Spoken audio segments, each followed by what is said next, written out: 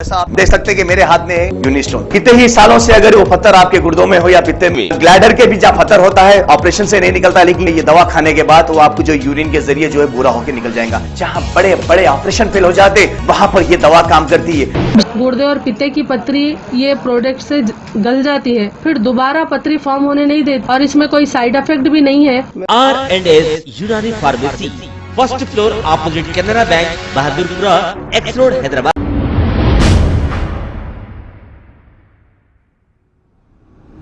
अस्सलाम वालेकुम नाजरीन, मैं हूं मोहम्मद अब्दुल हकीम। आइए देखते हैं आज का ये खबरनामा।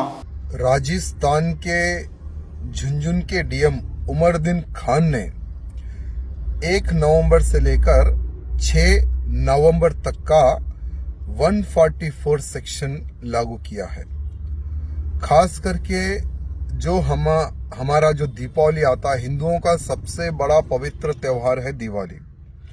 उस दीपावली के शुभ अवसर पर 144 सेक्शन लगाना ये साबित होता है कि कांग्रेस की सरकार में हिंदुओं के प्रति क्या भावना है, इसको देखकर हमें पता चलता है।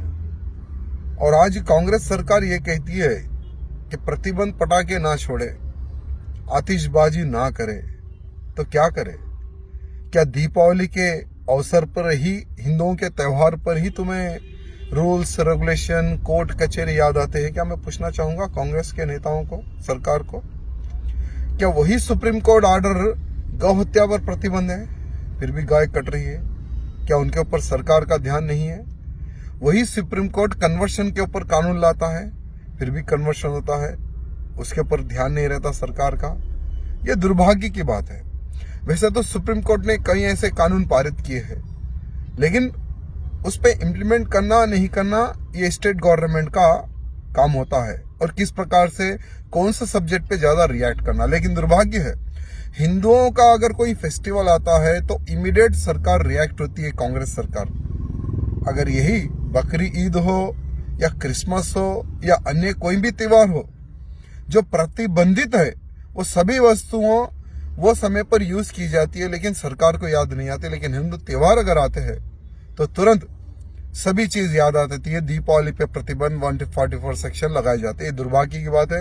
मैं राजस्थान के सभी हिंदुओं से निवेदन करना चाहूंगा कि इसका विरोध करे, जोर से विरोध करे, और जनता को ये बताए कि कांग्रेस राज में हिंदुओं की क्या परिस्थिति होती है। ये राजस्थान की जनता को आज बताने की आवश्यकता। ए तालिबानी मुल्लो, मत छेड़ सरदारों को, लड़ना मुश्किल होगा, वरना ऐसा लिखेंगे इतिहास, पढ़ना मुश्किल होगा। तालिबानी हरामियों, आज तुम आतंकवादी, जो कब्जा तुम लोगों ने किया है तालिबान में, और वहां पर जो सिख, जो हिंदू, जितने भी जो लोग वहां पर रहते हैं, उनका धर्मांतरण करने की जो तुमने योजना बनाई है, जो तुम दबाव जो डाल रहे हो ना, इसमें तुम असफल रहोगे। क्योंकि अगर तुम्हें इतिहास पढ़ना है सरदारों का, तो तेग बहादुर सिंह साहिब जी का इतिहास पढ़ लो, जिन्होंने सर गंवाए हैं लेकिन सिक्की नहीं छोड़ी है। यह इतिहास सिक्कों का है, और जो भी सिक्कों से टकराएगा वो मिट्टी में मिल जाएगा। क्योंकि सरदार वो शक्ति है, एक सर के बदले हजारों सर ले लेती है। बोलो भारत माता की जय। खबर है शहर की, खबर है गाँव की, खबर है सारी दुनिया की। 7H न्यूज पसंद आए तो लाइक कीजिए, शेयर कीजिए और सब्सक्राइब करना ना भूलें। 7H news.